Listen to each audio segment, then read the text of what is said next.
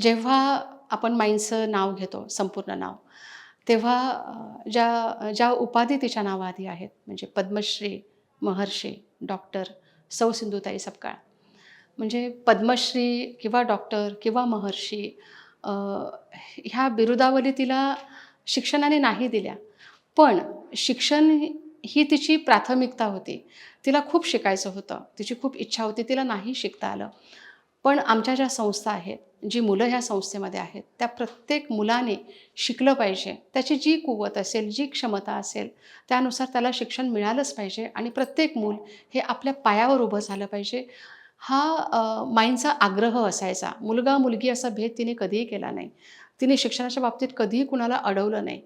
म्हणजे माई गेल्यानंतर जेव्हा मी मुलांना कोसळताना पाहिलं, ही मुलं आधीच कुठल्या ना कुठल्या क्रायसिस सिच्युएशनमधनं आलेली आहेत आणि आता जी आपली सर्वेसर्वा होती तीही निघून गेली, तर आता आपलं काय होणार? असा विचार कुठे ना कुठे त्यांच्या मनात तेव्हा आला असणार आहे. त्यावेळेस मी काय किंवा आमचे दीपकदादा काय, विनय काय, आम्ही सगळ्यांनी हेच ठरवलं, की सगळ्यात पहिले मुलांना हा विश्वास दिला पाहिजे, की काहीही बदलणार नाही आहे. आपली आई आपल्यातून देहाने निघून गेली आहे, पण आपली आई आपल्यातच आहे. आपण सगळे सोबत आहोत, म्हणजे आपली आई आपल्यात आहे. आणि त्यामुळे ज्या पॅटर्ननी मुलं एज्युकेशन घेत होती, आपण तेच कंटिन्यू केलं आहे. जो आहार मुलांचा होता, जे मेनू असायचे, आजही तेच आहेत. मुलांचे बेड्स, त्यांचं राहणीमान, प्रत्येक गोष्ट तीच आहे. आणि तिची जी विचारधारा होती, तिचं जे एक विजन होतं, आमच्या डोळ्यासमोरही तेच आहे. आम्ही माईंच्याच पावलावर पाऊल ठेवून, तिलाच डोळ्यासमोर ठेवून ती कायम म्हणायची, की संस्कृती, नीती आणि माती ह्या तिघांची सांगड घातल्यानंतरच माणसाचं आयुष्य तयार होतं. ती तशीच होती. म्हणजे ह्या म्युझियममध्ये तिच्या ज्या वस्तू ठेवल्यात आपण, तिचा साधेपणा जो ठेवला आहे, तो साधेपणा ही तिची संस्कृती होती. तिला कधी बडेजाव करावा लागला नाही. तिला कधी काही उसणं आणावं लागलं नाही. तिचं हसू, तिचा आवेश, तिचं भाषण हे सगळं ओरिजिनल होतं आणि ते तिने सगळं सांभाळलं. स्वतःचं ओरिजिनलला आपण मराठीमध्ये काय म्हणतो?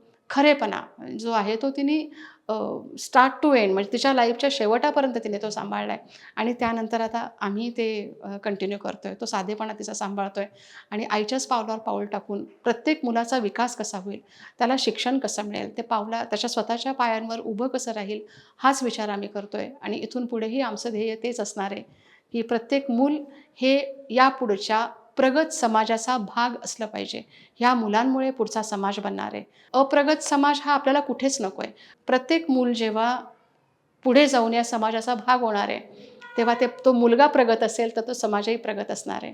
तो मुलगा मनानी, बुद्धीनी, विचारांनी विकसित असेल, तर तो समाज विकसित असणार आहे. कारण हे संस्थेतलं प्रत्येक मूल हे पुढच्या समाजाचा भाग आहे. त्यामुळे तोच विचार करून आम्ही प्रत्येक मूल हा प्रोजेक्ट आहे, असा विचार करून प्रत्येक मुलाची डेव्हलपमेंट कशी कशी होईल हेच कायम ठरवत असतो आणि त्यानुसार एक प्लॅनिंग आमचं ठरलेलं असतं प्रत्येक मुलाविषयीची, की ह्या मुलाचा कल कुठल्या दिशेला आहे, हा मुलगा पुढे जाऊन काय करू शकतो. 8वी-9वीतल्या मुलांमध्ये साधारणपणे हे दिसून येतं, की ह्या मुलाचा कल कुठल्या दिशेला आहे. आम्ही तेच सगळं ओळखून त्याचं पुढचं नियोजन करत असतो आणि इथून पुढेही तेच होणार आहे. ज्याचं उदाहरण मला आता सांगता येईल, की माझ्या संस्थेतली मुलं आणि मुली इंजिनिअरिंग काय किंवा फार्मसी काय या फील्डमध्ये आता शिकत आहेत. आता काही मुलं हे UPSC, MPSCकडे जायचा प्रयत्न करत आहेत. त्यामुळे आहे त्यांना आपण भरपूर पोषक वातावरण देऊया आणि एक प्रगत समाज घडवूया. धन्यवाद.